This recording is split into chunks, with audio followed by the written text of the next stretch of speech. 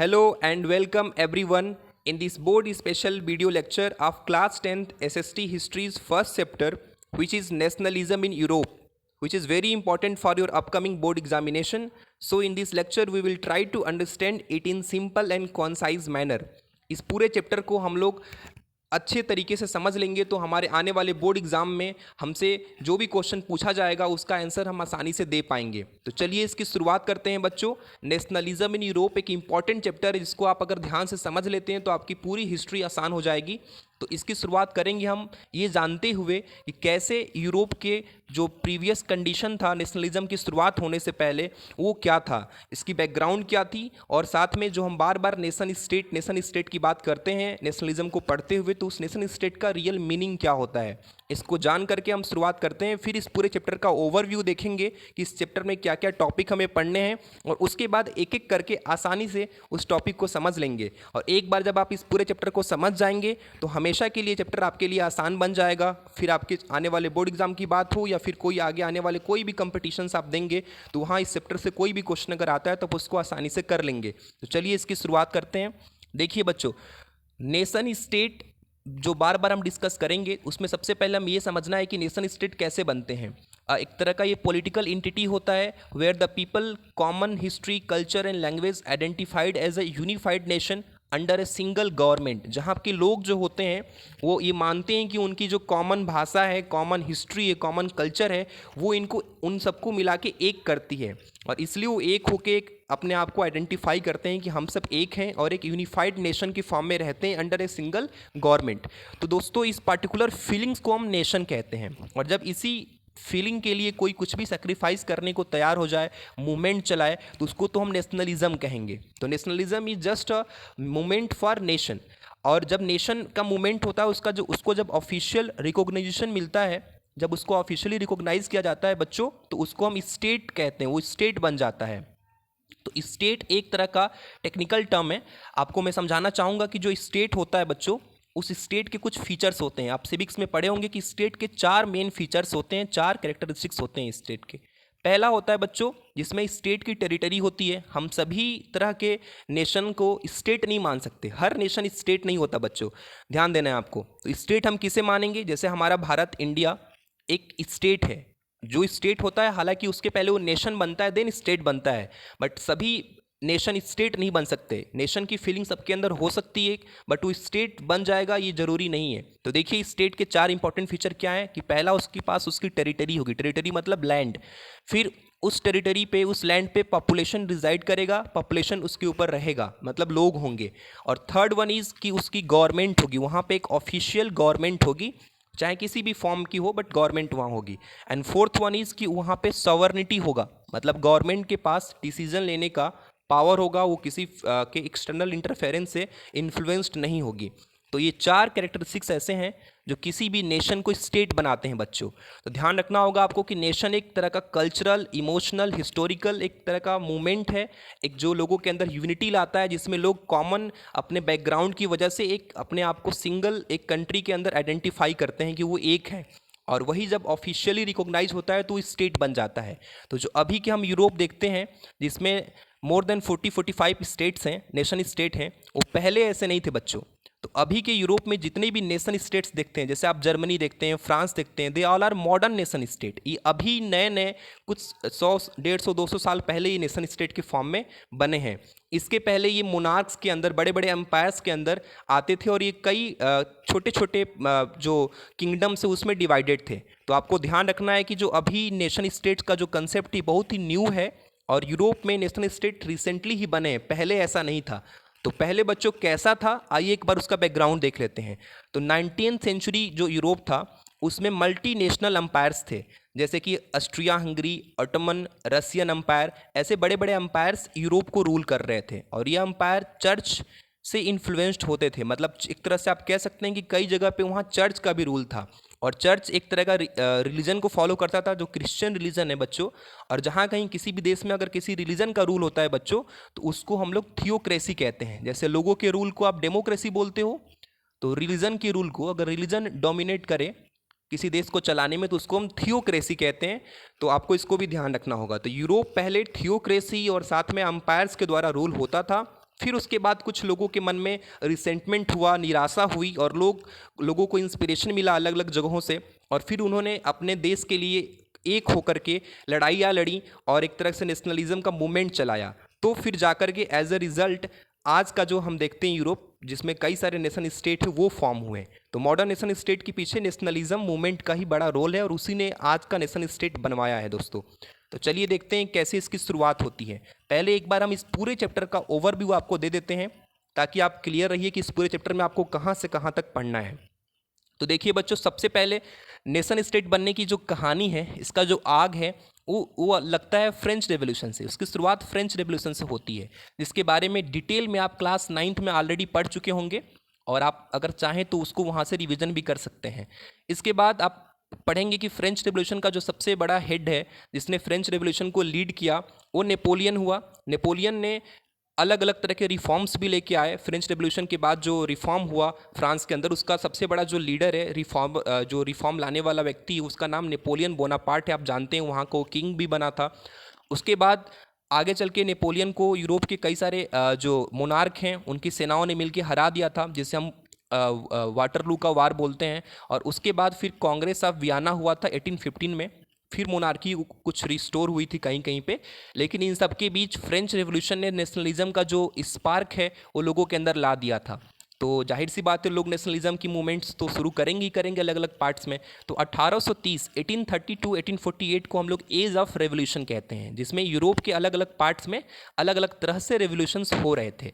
तो ये हमारा दूसरा टॉपिक होगा। मतलब पहले हम फ्रेंच रेवोल्यूशन का थोड़ा इफेक्ट देखेंगे, कैसे उसने नेशनलिज्म को जगाया। फिर देखेंगे कैसे जब एक बार नेशनलिज्म राइज हो गया, तो अलग अलग जगहों पे अलग अलग फॉर्म्स में कैसे रेवोल्यूशंस हुए। फिर हम लोग कुछ स्पेशल केसेस देखेंगे बच्चों, जिसमें हम लोग यूनिफिकेशन ऑफ जर्मनी का एकीकरण समझेंगे कि कैसे बिस्मार्क की लीडरशिप में जर्मनी एक हुआ, जो कई पार्ट्स में बटा था। अब जब जर्मनी एक हो गया बच्चों, तो एक तरह से नेशन स्टेट बन गया। फिर हम इटली का भी केस देखेंगे कि कैसे इटली के अंदर यूनिफिकेशन हुआ अंडर मैजनी, कैबियोर एंड गैरीवाल्डी। ये 3 लोगों का बहुत बड़ा रोल होगा उसमें। इसके बाद हम लोग स्ट्रेंज केस ऑफ ब्रिटेन भी समझेंगे कि ब्रिटेन बिना कोई वार लड़े through normal act of parliament एक हो गया, और वो ग्रेजुअल यूनिफिकेशन उसने कैसे हासिल किया, इसकी भी हिस्ट्री थोड़ा हम समझेंगे। इसके बाद देखेंगे कि जितना भी नेशनलिज्म का मूवमेंट हुआ, उसका रिजल्ट तो ये हुआ कि नेशन स्टेट फॉर्म हो गए बच्चों। लेकिन जब नेशन स्टेट बन गए, तो नेशन स्टेट के जो एस्पिरेशंस थे वो और बढ़ने लग गए। अब वो लोग एक जो अदर कंट्रीज़ हैं, जहाँ का किंग या जहाँ का जो रूलर है थोड़ा वीक है, उसके ऊपर वो चाहते थे कि वो उसके ऊपर कब्जा करे, उसके ऊपर अटैक करें, और उसको अपने नेशन स्टेट का हिस्सा बना ले। और इस प्रोसेस में उनका ये जो इम्पीरियलिज्म का मूवमेंट हुआ, वो शुरू हो गया, जिसको हम हिंदी में साम्राज्यवाद कहते हैं। और इसकी शुरुआत तो उनके ही पार्ट्स में, जो बाल्कन स्टेट्स हैं, जो बाल्कन कंट्रीज़ हैं, आपको मैं आगे बताऊंगा कि कौन कौन सी कंट्रीज़ हैं, वहाँ जो एथनिक टेंशन्स थे, उसको उन्होंने एक्सप्लॉइट किया अपने फेवर में, और फिर आपस में ही लड़ने लग गए। और उसका नतीजा ये हुआ कि वर्ल्ड वार फर्स्ट हो गया। वर्ल्ड वार फर्स्ट की शुरुआत हो गई 1914 में। तो एक्चुअली बच्चों, ये पूरा का पूरा चैप्टर फ्रेंच रिवॉल्यूशन की शुरुआत से लेके वर्ल्ड वार फर्स्ट तक की कहानी है। और इसी बीच में नेशनलिज्म्स के मूवमेंट्स होते हैं, जर्मनी का यूनिफिकेशन होता है, इटली जैसे बड़े देश का यूनिफिकेशन होता है, और ब्रिटेन का भी आपस में यूनिफिकेशन हो जाता है। तो ये सारे केसेस हम लोग पढ़ेंगे इस पूरे चैप्टर में। इतनी ही इस चैप्टर के टॉपिक को हमें देखना है अच्छे तरीके से। आपको ध्यान से एक एक करके मैं सभी टॉपिक को समझाऊंगा, और आपको ध्यान से इसको समझना है और सुनना है। तो चलिए देखते हैं सबसे पहले फ्रेंच रिवॉल्यूशन का क्या इफेक्ट हुआ और कैसे इसने नेशनलिज्म को जन्म दिया बच्चों।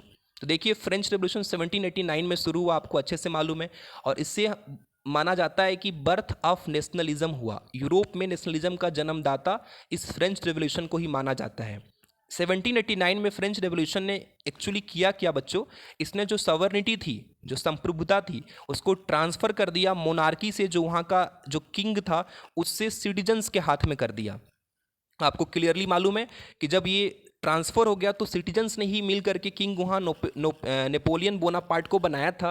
और नेपोलियन बोनापार्ट ने फ्रांस के अंदर कुछ सिस्टम इंट्रोड्यूस किए, जिससे कि फ्रांस के लोग अपने आप को एक महसूस कर सके, और उनकी जो पैट्रियोटिक फीलिंग्स है अपने देश के लिए, वो बढ़ सके, और लॉयल्टी देश के लिए भी अच्छे तरीके से बढ़ पाए। इसके लिए उन्होंने कुछ नेशनल सिंबल्स इंट्रोड्यूस किए जो पहले मिसिंग थे, जिसमें try colour flag, national anthem, और कुछ आइडियाज़ स्प्रेड हो गया पूरे फ्रांस में और इवन पूरे यूरोप और पूरे वर्ल्ड में। लिबर्टी, इक्वलिटी और फ्रेटर्निटी। और ये तीनों आइडियाज़ को हम लोग आज ये मानते हैं कि फ्रेंच रेवोल्यूशन की ही वजह से ये पूरे पूरे विश्व में पूरे अलग अलग जो इस कंट्री जो उनके अंदर फैला। अब आप देखिए बच्चों, ला पैट्री और ले सिटियोन का भी कंसेप्ट फ्रेंच रेवोल्यूशन से ही हुआ। ला पैट्रिए का मतलब होता है फादरलैंड और ले सिटियोन का मतलब होता है सिटीजन।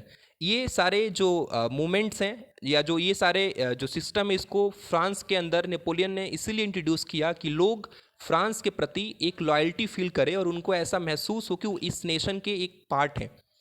इसके बाद इसका इम्पैक्ट हुआ दोस्तों पूरे यूरोप में। देखेंगे आपकी यूरोप के अंदर या इवन सबसे पहले शुरुआत तो फ्रांस से ही हुई थी। तो फ्रांस के अंदर जो फ्यूडल प्रिविलेजेस थे, जो बर्थ के बेसिस पे प्रिविलेजेस सुविधाएं मिलती थीं, उसको एबोलिश कर दिया गया। इसके बाद पूरे यूरोप के जो भी मूवमेंट्स थे या यूरोप के जो लोग थे, उनको इस पार्टिकुलर फ्रेंच रेवोल्यूशन से काफ़ी इंस्पिरेशन मिला और वो भी अपने जो मोनार्क्स थे उनके अगेंस्ट आवाज़ उठाना शुरू कर दिए बच्चों। और इसके ऊपर देखिए क्वेश्चन भी पूछ रखा है बोर्ड एग्जाम में, explain the role of French revolution in spreading nationalism. Nationalism को फैलाने में फ्रेंच रेवोल्यूशन का क्या रोल है। तो आप आसानी से बता सकते हैं कि फ्रेंच रेवोल्यूशन की ही वजह से नेशनलिज्म का जन्म हुआ और फ्रेंच रेवोल्यूशन ने यूनिफॉर्म सिस्टम्स इंट्रोड्यूस किए, रिफॉर्म्स इंट्रोड्यूस किए और इसकी वजह से नेशन की फीलिंग्स लोगों के अंदर और स्ट्रांग हुई और लोगों ने जो भी वहाँ के मोनार्क थे यूरोप्स के, उनके अगेंस्ट, उनके जो अनजस्ट या उनके जो भी जो क्रूएल पॉलिसीज़ थे उनके अगेंस्ट आवाज़ उठाना शुरू किया और लोग यूनाइट हुए। इस तरह से आप बता सकते हैं कि फ्रेंच रेवोल्यूशन ने नेशनलिज्म को पूरी तरह से विश्व में फैलाया और आइडिया ऑफ लिबर्टी, इक्वलिटी और फ्रेटर्निटी को भी स्प्रेड किया। ये भी आप अपने आंसर में मेंशन कर सकते हैं। तो देखिए इस टॉपिक पे ऐसे पीवाईक्यूज आपसे पूछे जाएंगे। तो देखिए जो फ्रेंच रेवोल्यूशन है उसका मेन जो लीडर है वो नेपोलियन बोनापार्ट है, आपको अच्छे से मालूम है। और नेपोलियन बोनापार्ट जब फ्रांस का किंग बन गया था तो किंग बनने के बाद उसने फ्रांस में तो रिफॉर्म लेके आया ही, बट उसका ये मोटो था कि वो पूरे यूरोप में रिफॉर्म्स करेगा। हालांकि इस प्रोसेस में वो कनकरर बनता चला गया और अलग अलग कंट्रीज़ में जो मोनार्क्स थे, जो वीक रूलर्स थे, उनको ओवरथ्रो करता गया। इसकी वजह से रिफॉर्म तो लाता गया, लेकिन जो लोग थे वहाँ के, उनके मन में थोड़ा बहुत फियर भी पैदा होने लगा कि अब ये नेपोलियन बोनापार्ट अटैक कर रहा है, उनके राइट्स को कुछ कर्टेल कर रहा था, कुछ उनके जो अधिकार थे उनको भी छीन रहा था। तो लोगों के मन में मिक्स्ड फीलिंग थी। इनको कुछ लोग रिफॉर्मर भी मानते थे अच्छा, तो कुछ लोगों के मन में इनका जो एक्ट था कनकर करने का, उसको लेके फियर भी था। तो देखिए इसने अपना कोड बना रखा था नेपोलियन बोनापार्ट ने, जिसे सिविल कोड ऑफ 1804 कहते थे। और जिस भी देश को ये जीत लेता था उस देश में ये सिविल कोड को इम्प्लीमेंट करने की कोशिश करता था, जिसके कुछ अच्छे फीचर्स भी थे, जैसे कि इक्वालिटी बिफोर लॉ, कि भाई लॉ के सामने सब लोग बराबर हैं, किसी को हम ऊपर या नीचे या किसी को हम थोड़ा अच्छे से ट्रीट या किसी को थोड़े ख़राब से ट्रीटमेंट नहीं देंगे। प्रॉपर्टी राइट्स जो पहले लोगों के पास नहीं थी उसको दिलाना इस कोड का एक पार्ट था। इसके अलावा फ्यूडलिज्म को एबोलिश कर देता था ये, और साथ में जो सफडम था, जो इलिट लोगों का, कुछ ग्रुप ऑफ पीपल का जो सबसे बड़ा जो प्रिविलेजेस मिला करता था, उन सबको ये ख़त्म किया था। इसके अलावा जो एडमिनिस्ट्रेशन था उसको इसने मॉडर्नाइज किया। वेट और मेजर्स जो अलग अलग रीजन्स में अलग अलग थे उनको एक किया। ऐसा कर देने से एडमिनिस्ट्रेशन भी आसान हुआ, लोगों की जो डेली लाइफ की जो चीज़ें थी वो भी आसान हुई और लोगों में एक सेंस ऑफ यूनिटी भी आया। तो इस सेंस में तो देखा जाए तो नेपोलियनिक कोड तो काफ़ी अच्छा था, लेकिन नेपोलियनिक कोड में के बाद जहाँ भी नेपोलियन रूल करता था वहाँ वो कुछ राइट्स भी कर्टेल कर देता था। लोगों के राइट्स के साथ थोड़ा कुछ कंप्रोमाइज़ होता था। इसको लेके लोग इस बात से थोड़े रिसेंटमेंट उनके अंदर जन्म ले रहा था, उनके अंदर फियर आ रहा था। तो इस वजह से भी कई सारे मोनार्क जो यूरोप में थे, जिनको अभी नेपोलियन बोनापार्ट जीत नहीं पाया था, उन्होंने अपनी सेना के साथ मिल करके नेपोलियन बोनापार्ट को 1815 में वाटरलू के वार में हरा दिया बच्चों। और जब हरा दिया नेपोलियन बोनापार्ट को, तो जो जो मोनार्क मिल के हराए थे बच्चों, वो सभी मोनार्क एक साथ इकट्ठा हुए ऑस्ट्रिया में। ऑस्ट्रिया बच्चों जो है वो जो वियना में इकट्ठा हुए, और जो वियना है बच्चों वो ऑस्ट्रिया का कैपिटल है। तो वहाँ पे इकट्ठा हुए तो उसे हम बोलते हैं कांग्रेस ऑफ वियना। कांग्रेस का मतलब होता है जब कभी लोग एक जगह पे असेंबल होते हैं, उसको कांग्रेस कहते हैं। तो कांग्रेस ऑफ वियना में जो भी मोनार्क्स थे वो असेंबल हुए, और वो ईयर था 1815, जिसी पर्टिकुलर ईयर में वाटरलू का वार भी हुआ था बच्चों। और इसमें उन्होंने इसका क्या किया, वहाँ पे ट्रीटी किया, और ट्रीटी का रिजल्ट हुआ कि वहाँ जो कंजर्वेटिज्म था वापस से रिस्टोर कर दिया। कंजर्वेटिज्म आप समझते हैं कि जिसमें कि चर्च का रूल का डोमिनेंस हो, जो चेंज को रेजिस्ट करते हैं, चेंज नहीं लाने देना चाहते जल्दी से, उसको हम लोग कंजर्वेटिज्म कहते हैं।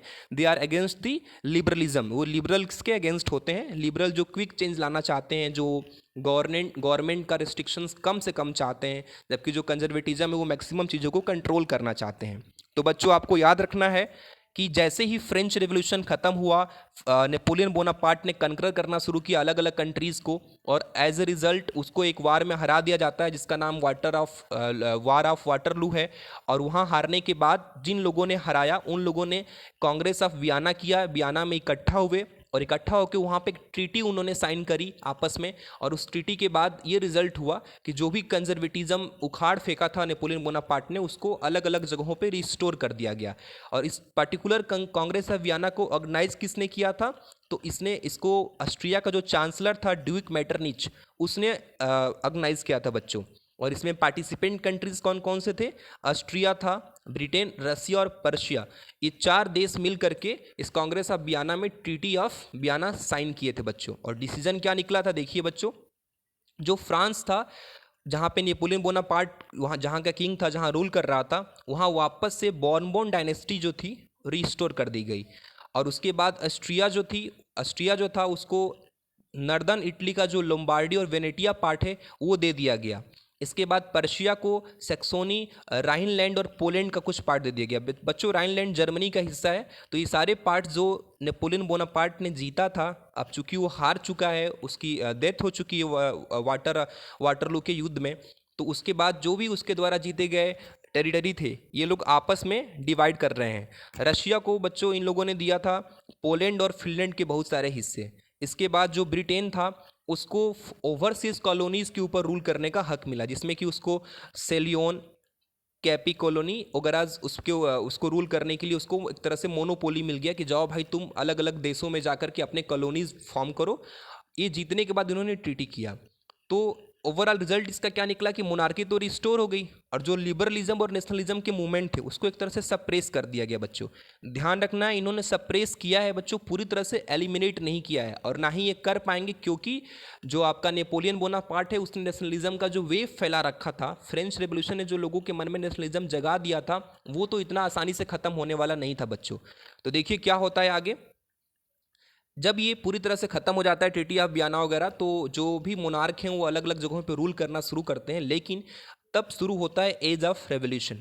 वहाँ के लोगों के अंदर अलग अलग तरह की जो नेशनलिज्म की फीलिंग्स है वो और ज़्यादा मजबूत होते चली जाती है, अलग अलग फॉर्म्स में वो बाहर आती हैं। तो हम इसीलिए इसे एज ऑफ रेवोल्यूशन कहते हैं, जिसका टाइम पीरियड बच्चों 1830 से लेकर 1848 तक का है, 1848 तक का है। आपको ध्यान रखना होगा, जिसमें कि रेवोल्यूशन अलग अलग पार्ट्स में होते हैं। कुछ रोमांटिसिज्म के मूवमेंट चलते हैं, इसको आप खुद से पढ़ लीजिएगा, क्योंकि रोमांटिसिज्म एक तरह का कल्चरल मूवमेंट्स है। इसमें अलग अलग जगहों पे फोल्क सॉन्ग्स, अलग अलग पेंटिंग्स, अलग अलग आर्टिस्ट अलग अलग तरह से लोगों को जगाते हैं, एक करते हैं कि वो मिल के एक रहें और अपने मोनार्क के अगेंस्ट आवाज़ उठाएं। फिर इसी बीच कुछ हंगर हार्डशिप्स भी होती हैं, जो वहाँ पे सूखा आता है, खाने की प्रॉब्लम होती है, जो भी वर्कर्स है वो स्ट्राइक करते हैं, और एज ए रिजल्ट कुछ पॉपुलर रिवोल्ट्स होते हैं। तो इस एज ऑफ रेवोल्यूशन की इतनी खासियत है, इतनी चीज़ें इसके अंदर होती हैं। सबसे पहले 1813 की बात करेंगे, जहाँ पे ये मतलब लोगों के अंदर रिसेंटमेंट, लोगों के अंदर ये जो नेशनलिज्म का जो वेव है वो सप्रेस तो हुआ नहीं था, वो अंदर अंदर ही चल रहा था। और एज ए रिजल्ट 1813 में फ्रांस के अंदर क्या होता है, जो ये बॉर्बन डायनेस्टी है, जिसको इन मोनार्कीज़ ने 1815 में वापस से रीस्टेब्लिश किया था, उसको वहाँ के लोगों ने मिल करके ओवरथ्रो कर दिया। उसको वहाँ के जो मतलब लोग हैं उसको उसकी कुर्सी से हटा दिए बच्चों। फिर वहाँ पे कॉन्स्टिट्यूशनल मोनार्की लेके आए। देखिए ऐसी मोनार्की जो कॉन्स्टिट्यूशन को फॉलो करेगी, जो कॉन्स्टिट्यूशन के अकॉर्डिंग चलेगी, उसको बोलते हैं कॉन्स्टिट्यूशनल मोनार्की। फिर वहाँ पे किंग बने लुइस फिलिपी। किंग भले हैं बट ये अब की बार कॉन्स्टिट्यूशन के थ्रू चलेंगे बच्चों। और बेल्जियम के अंदर क्या हुआ, जो नीदरलैंड का हिस्सा था या नीदरलैंड के अंदर वो शामिल था, वो एक इंडिपेंडेंट कंट्री बन गया। वहाँ भी मूवमेंट्स हुए, बेल्जियम के लोग यूनाइट होकर के नीदरलैंड से अलग हो गए। इसके बाद ग्रीस का भी एक यूनिक केस है, ये भी 1830 के रेवोल्यूशन में आता है। ग्रीस के ऊपर ऑटोमन एम्पायर का रूल था बच्चों, और ये ऑटोमन एम्पायर के अगेंस्ट इनका स्ट्रगल लंबे टाइम से चल रहा था। तो जो भी नेशनलिस्ट स्पिरिट है, एंसेंट हेरिटेज है, ये सारे चीज़ ग्रीक के लोगों को यूनाइट किया, और as a result France, Britain और रशिया के सपोर्ट से इन्होंने ग्रीस ऑटोमन एम्पायर को उखाड़ फेंका और उनके साथ एक ट्रीटी कर ली, ट्रीटी ऑफ कंस्टेंटिनोपल बच्चों, जो कि 1832 में हुआ। ये आपके बोर्ड में पूछा जाता है कि कब हुआ ट्रीटी ऑफ कंस्टेंटिनोपल और इसका क्या एम था। तो आपको बताना होगा कि इस ट्रीटी ऑफ कंस्टेंटिनोपल से ग्रीस को इंडिपेंडेंस मिला था बच्चों। ग्रीस के इंडिपेंडेंस में ब्रिटेन, फ्रांस और रशिया ने हेल्प किया था, क्योंकि इन्हीं कंट्रीज़ ने मिल करके जो ऑटोमन एम्पायर है उसको हराया था। तो जब ऑटोमन एम्पायर हार गया बच्चों तो ट्रीटी हुई, उस ट्रीटी में ग्रीस को इंडिपेंडेंस या उसको पूरी तरह से ऑटोमन एम्पायर से मुक्त कर दिया गया। और लॉर्ड ब्रायन पोएट था जिसने इस पूरे मूवमेंट्स में अपने अपने जान को भी सेक्रीफाइस किया है बच्चों। तो आपको इस पोएट का नाम भी याद रखना होगा कि Lord Byron is associated with Greek independence movement. Okay, तो आपको ध्यान रखना है। इसके बाद 1848 का टाइम आएगा जिसमें हम लोग देखेंगे कि लिबरल्स लोग हैं, जिन जो लिबरल्स 1815 से ही आवाज़ उठा रहे थे अलग अलग फॉर्म से, वो 1848 तक मूवमेंट चलाते हैं अलग अलग फॉर्म में। कभी ज़्यादा थोड़ा इसका मतलब जो स्पीड है वो कभी बढ़ जाता है इस मूवमेंट का, कभी कभी वो लोग अंडरग्राउंड सोसाइटीज़ बना के चलाते हैं और अलग अलग तरह से डिमांड्स करते रहते हैं। ये मिडिल क्लास और प्रोफेशनल इंडस्ट्रियलिस्ट और वर्कर्स के द्वारा लीड किया जाता है। इसमें अलग अलग तरह की लिबर्टी मांगी जाती है, बिजनेस करने की लिबर्टी, प्रोफेशंस को फॉलो करने की लिबर्टी। और ये लोग कॉन्स्टिट्यूशनलिज्म की डिमांड करते हैं कि कोई भी चीज़ कॉन्स्टिट्यूशन से रेगुलेट हो, किसी किंग के विम्स एंड फैंसीज पे कोई चीज़ ना हो, कोई किंग के ही सब कुछ ना मतलब चले, कॉन्स्टिट्यूशन के अकॉर्डिंग चीज़ों को माना जाए, राइट्स दिए जाएँ, वेजेस मिले सही। और इसको लेके इन्होंने मतलब फ्रांस के लोगों को भी जागरूक किया। फ्रांस के लोग तो जागरूक थे ही पहले से, तो आपको अच्छे से मालूम है कि फ्रांस में जो लुइस फिलिपी किंग वापस बना था वो भी धीरे धीरे मोनार्कियल टेंडेंसीज फॉलो करने लग गया था, तो उसको भी एबोलिश किया ये लोगों ने मिलके और वहाँ पे सेकेंड रिपब्लिक फॉर्म किया। रिपब्लिक मतलब जिसमें लोगों ने अपने किंग को या लोग मिल करके देश को चलाए, उसको रिपब्लिक कहेंगे। और साथ ही साथ वुमेन्स जो थी उन्होंने भी एक्टिवली पार्टिसिपेट किया, वो पॉलिटिकल क्लब फॉर्म करी और उन्होंने सफरेज की डिमांड करी बच्चों। सफरेज का मतलब होता है वोटिंग राइट्स, जो पहले वुमेन्स को अवेलेबल नहीं था, तो उन्होंने इसकी भी डिमांड करी। इससे हम लोग 1848 के रिवोल्यूशन को रिवोल्ट ऑफ लिबरल्स भी कहते हैं, आप ध्यान रखेंगे।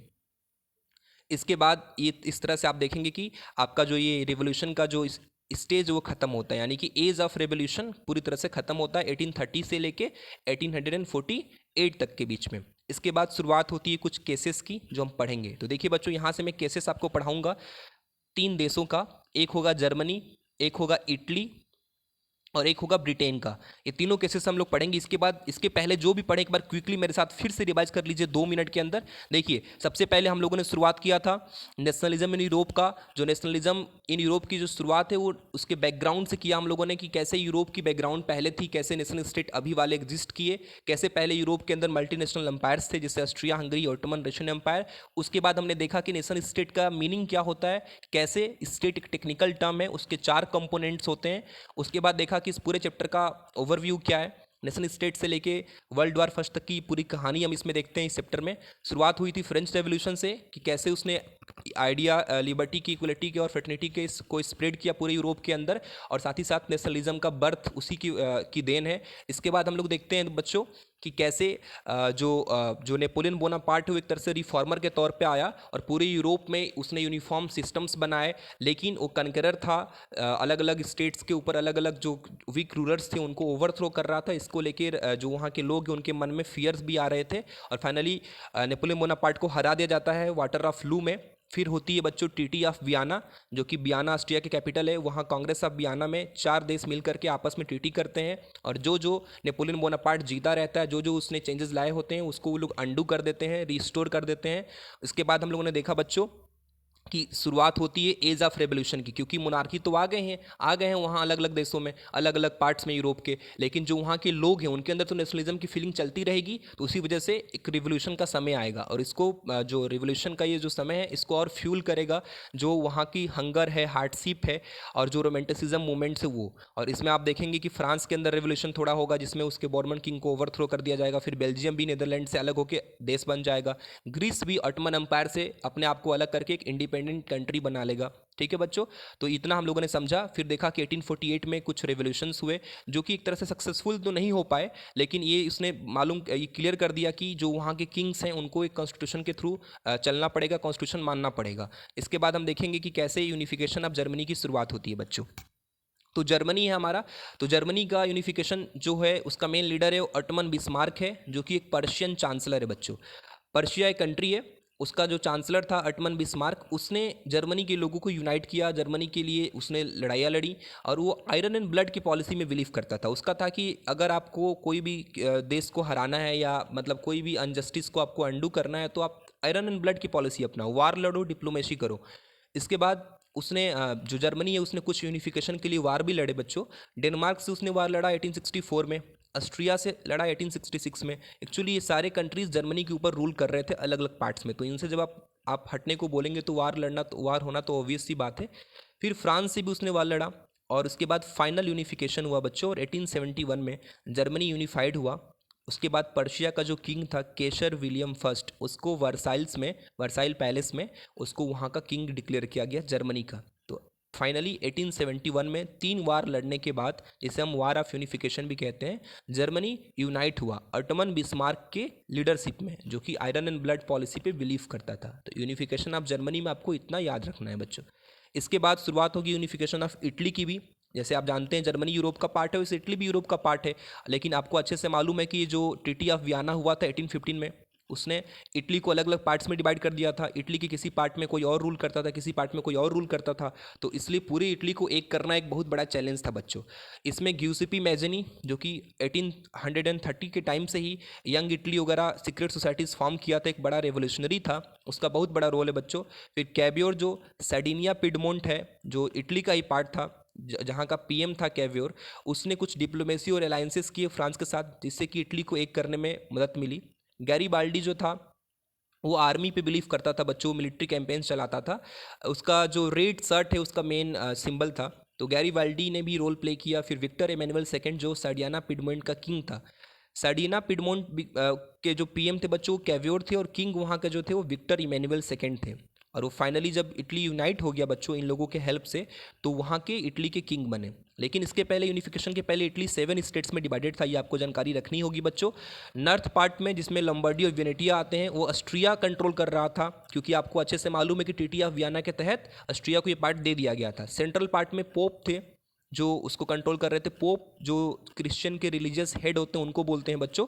इसके बाद साउथ पार्ट में 2 सिसिलीज थी, जो कि बॉर्मोन डायनेस्टी फ्रांस वाली इसको कंट्रोल कर रही थी, और सर्डिनिया पोर्टमेंट जो पार्ट था इटली का, उसको रूल कर रहा था विक्टर एमेनुअल सेकेंड। ठीक है बच्चों। तो फाइनली 1861 में किंगडम ऑफ इटली प्रोक्लेम्ड हुआ था, और 1870 में जब फाइनली इसमें रोम ज्वाइन कर लिया, जो कि इटली का आज कैपिटल भी है, तो इटली का यूनिफिकेशन पूरा हो गया। तो आपको याद रखना है बच्चों कि इटली का यूनिफिकेशन पूरा हुआ तो वहाँ का किंग कौन बना? Victor Emmanuel second. तो एक्चुअली जो विक्टर इमेनुअल सेकेंड पहले सार्डिनिया पिडमोंट को रूल कर रहा था, वहाँ का ही सिर्फ किंग था, वो पूरे इटली का किंग बन गया। क्यों बन गया? क्योंकि सार्डिनिया पिडमोंट से ही पूरे इटली के यूनिफिकेशन की शुरुआत हुई। वहीं के जो चीफ मिनिस्टर हैं, प्राइम मिनिस्टर हैं, और जो वहाँ के किंग हैं, उन्होंने इस पूरे प्रोसेस को लीड किया। हालांकि इसमें गैरीबाल्डी और गिउसेपी मैज़नी का भी बहुत बड़ा रोल था बच्चों। तो इस तरह से यूनिफिकेशन ऑफ इटली भी पूरा हुआ।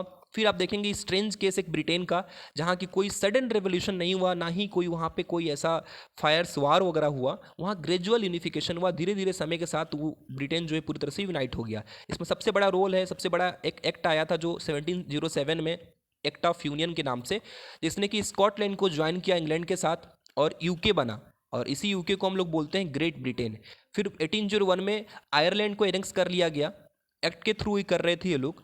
बट 1921 में जो आयरलैंड का नर्दर्न हिस्सा है, नर्दर्न आयरलैंड, उसको छोड़ के जो बाकी का हिस्सा था वो इस पूरे यूके ऑफ ग्रेट ब्रिटेन से अलग हो गया।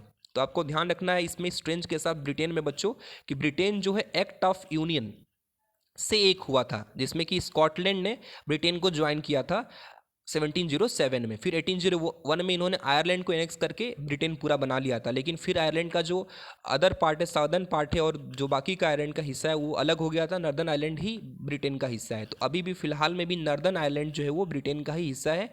बाकी Ireland as a separate country, as a separate national state वो अलग एग्जिस्ट करती है। ओके बच्चों, तो ये था।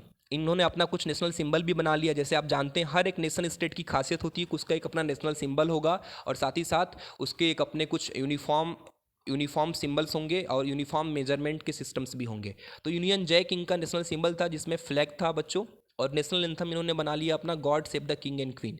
इस तरह से जो तीन कंट्रीज हैं उनके यूनिफिकेशन की प्रोसेस कंप्लीट हुई। इसको आप अच्छे से पढ़ लीजिएगा। इसके बाद बच्चों शुरुआत होगी नेशनलिज्म और इंपीरियलिज्म मूवमेंट की। तो देखिए नेशनलिज्म तो पूरी तरह से सक्सेसफुल हो ही रहा था, लेकिन इसके साथ साथ जो यहाँ के रूलर्स थे उनकी एस्पिरेशंस ख़त्म नहीं हो रही थी, उनके उनके जो एस्पिरेशंस है और आगे बढ़ती ही चली जा रही थी। फिर शुरुआत हुई बच्चों इंपीरियलिज्म की। इसमें क्या हुआ कि जो बाल्कन रीजन था उसमें एथनिक टेंशन पहले से चल रहा था, मतलब कि कल्चरल डिफरेंसेस की वजह से बच्चों खान पान, पहनावा ओढ़ावा, भाषा, बोली, कल्चरल या रिलीजियस चीज़ों की वजह से लोगों के जो वहाँ के लोग थे उनके बीच में डिफरेंसेस थे, लड़ाइयाँ होती रहती थी। तो ये जो नेशन स्टेट बन चुके थे जर्मनी, इटली, ब्रिटेन, इन लोगों ने इसको और एक्सप्लॉइट किया अपने फेवर में। उनका ये था कि किसी भी तरीके से इनको अपने में कंट्रोल अपने अंदर ला करके इनके ऊपर हम लोग रूल करें, और इसी प्रोसेस में ये आपस में लड़ रहे थे बच्चों। तो कोई पूछे आपसे कि बाल्कन रीजन्स में कौन से देश आते हैं, तो स्लैब से सर्बिया है, ग्रीक है, बुल्गारियन से और क्रोएशिया है। ये सारे के सारे बाल्कन रीजन के कंट्रीज़ हैं, स्टेट्स हैं। इनके ऊपर इनको रूल करने के लिए अलग अलग जो देश थे पहले के, जो जिनके अंदर नेशनल स्टेट एग्जिस्ट हो गया था, जो नेशनल स्टेट बन चुके थे, वो आपस में लड़ाई कर रहे थे बच्चों। और रशिया और Austria Hungary fought for influence, ये आपस में इन्फ्लुएंस इनके ऊपर जताने के लिए लड़ रहे थे। और इसी वजह से इस पूरे बाल्कन रीजन को हम लोग पाउडर केज ऑफ यूरोप कहते हैं। तो पूछेगा पेपर में why Balkan region is known as powder keg of Europe, तो बताएंगे आपकी यूरोप के जो अदर नेशनल स्टेट्स हैं उस पर अपना इन्फ्लुएंस करने के लिए आपस में लड़ रहे थे। That's why Balkan region is known as the power keg of Europe. और इसका नतीजा ये हुआ कि कोई इसके ऊपर रूल तो नहीं कर पाया, बट आपस में लड़ने की वजह से फर्स्ट वर्ल्ड वार ट्रिगर हो गया बच्चों। और 1914 में फर्स्ट वर्ल्ड वार शुरू हुआ, जो कि आप जानते हैं 4 सालों तक चला था, और 1918 में ये खत्म हुआ था बच्चों। तो फर्स्ट वर्ल्ड वार अभी हमें डिटेल में तो नहीं पढ़ना, बट ये समझना है कि फर्स्ट वर्ल्ड वार की शुरुआत यूरोप से हुई। यूरोप का जो ये इंपीरियलिज्म का एम्बिशन था, जो उन्होंने ये इंपीरियलिज्म का एक मूवमेंट शुरू किया कि नहीं हमको दूसरे देशों के ऊपर अपना साम्राज्य बनाना है, इसी आपस की लड़ाई ने फर्स्ट वर्ल्ड वार को शुरू किया, जिसमें ना जाने कितने सैनिकों की जान गई बच्चों। तो इस तरह से आप देखेंगे वर्ल्ड वार तक की इस पूरे चैप्टर की स्टोरी। और PYQs कुछ अगर आप देख ली इस पूरे चैप्टर के ऊपर जो पूछा गया है बोर्ड में, तो नेशन स्टेट का डेफिनेशन पूछा गया है। Result of treaty of Vienna क्या हुआ, जिसको मैंने अभी आपको बताया है। Who was the architect of German unification, ये भी आप पढ़े हैं। बिस्मार्क था, कैसे उसने किया वो भी आप समझते हैं। ये तो 1 मार्क्स का क्वेश्चन है बच्चों, तो इसमें आप ऑटमन बिस्मार्क बस लिखेंगे तो सही हो जाएगा। Describe the role of Giuseppe Mazzini in Italian unification, ये भी इजिली आप कर लेंगे। Write the main feature of the Congress of Vienna, same तरह का question. Nationalism in Europe was closely allied to liberalism in early 19th century, yes, इसका भी आपको जस्टिफाई करना है कि हाँ नेशनलिज्म जो यूरोप में था वो लिबरलिज्म से एलाइड था, क्योंकि नेशनलिज्म में लोग चाहते थे कि एक जस्ट रूलर का रूल हो, कॉन्स्टिट्यूशन से कंट्री चले। और लिबरलिज्म के लोगों का भी ऐसा ही कुछ डिमांड था, उनको चाहिए थी लिबर्टी, छूट, उनके चॉइस के, उनके पसंद की वो प्रोफेशंस को फॉलो कर पाए, अपने प्रोफेशन अपने चॉइस के अकॉर्डिंग वो रह पाए, खा पी पाए, अपने जो भी उनका जो डिसीजन है लाइफ को वो ले पाए। और ये बच्चों तो कॉन्स्टिट्यूशन से ही इंश्योर हो पाएगा, जो कि नेशनलिज्म का भी यही मानना था। इसीलिए नेशनलिज्म और लिबरलिज्म आपस में एलाइड थे। Explain the role of Ottoman Bismarck in the unification of Germany, ये भी आप आसानी से कर लेंगे बच्चों। अभी मैंने आपको बताया कि कैसे ऑटमन बिस्मार्क ने पूरे जर्मनी को यूनाइट किया था। Discuss the Greek war of independence, तो आप बताएंगे कि ग्रीक वार ऑफ इंडिपेंडेंस में ऑटमन जो टर्क्स थे उनको ग्रीक के ऊपर जो रूल कर रहे थे उनको हटाया गया with the help of British, France and Germany, other in सब देशों ने मिल करके ऑटमन अम्पायर को हराया। फिर ट्रीटी ऑफ कंस्टेंटिनोपोल हुआ और जर्मनी जो ग्रीक है बच्चों, जिसे हम ग्रीस भी कहते हैं, वो इंडिपेंडेंट हुआ। इस तरह से आप देखेंगे कुछ ये PYQs है। लास्ट PYQ हम देख रहे हैं, why was the Balkan region called the powder keg of Europe.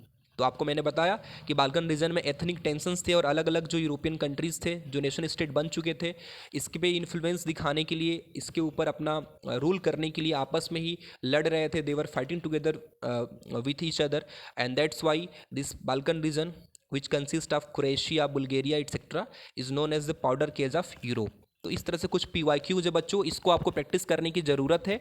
अगर आप ऐसे कुछ PYQs की प्रैक्टिस करेंगे तो आपके सारे टॉपिक्स भी तैयार हो जाएंगे। और बाकी जो हमने ये देखा इसको भी आपको ध्यान रखना है। एक बार मैं फिर से ओवरव्यू की तरफ आपको ले चलूँगा, जहाँ हमने बताया था आपको शुरू में कि नेशन स्टेट से शुरुआत होगा बच्चों। फ्रेंच रेवोल्यूशन की बात करते, नेपोलियन की बात करते हुए कांग्रेस ऑफ वियना देखेंगे, राइज ऑफ नेशनलिज्म देखेंगे, कैसे रेवोल्यूशंस करवाएगा 1830 से 1848 के बीच में। फिर देखेंगे 3 देशों के केसेस, जिसमें unification of Germany, unification of Italy और स्ट्रेंज केस ऑफ ब्रिटेन समझेंगे। एंड देन देखेंगे इस यूनिफिकेशन के बाद कैसे नेशनलिज्म और इंपीरियलिज्म के कुछ मूवमेंट्स ने वर्ल्ड वार फर्स्ट की को ट्रिगर कर दिया बच्चों। तो ये पूरी कहानी है जिसको मैंने आपको क्विकली समझाया। छोटे छोटे कुछ इसेंशियल फैक्ट्स हैं, कुछ जैसे कि कुछ एलिग्री यूज़ होता था, कुछ सिंबल्स यूज़ होता था। इसके अलावा फ्रेडरिक सोरियो ने बच्चों कुछ पेंटिंग्स बनाए थे, उन सब चीज़ों को मैंने यहाँ डिस्कस नहीं किया है। आप एक बार एनसीईआरटी ओपन करके वो सारे टॉपिक्स को एक बार क्विकली रिवाइज कर लेंगे। वो बहुत छोटे छोटे टॉपिक्स हैं, वो सेल्फ एक्सप्लेनेटरी हैं, खुद से आप उसको आसानी से समझ जाएंगे बच्चों। ये की टर्म्स थे आपको जो मैंने समझाया, ये जो की टॉपिक्स थे उनको मैंने क्लियरली आपको बता दिया। अब क्या करना है बच्चों कि इस पूरे चैप्टर का मैं आपको पीडीएफ प्रोवाइड कर दूंगा। आप इस पीडीएफ को अच्छे से रीड कर लेंगे और जो भी पीवाईक्यू जिसके ऊपर बन सकते हैं उनको एक बार सॉल्व कर लेंगे, फिर ये चैप्टर आपका तैयार हो जाएगा।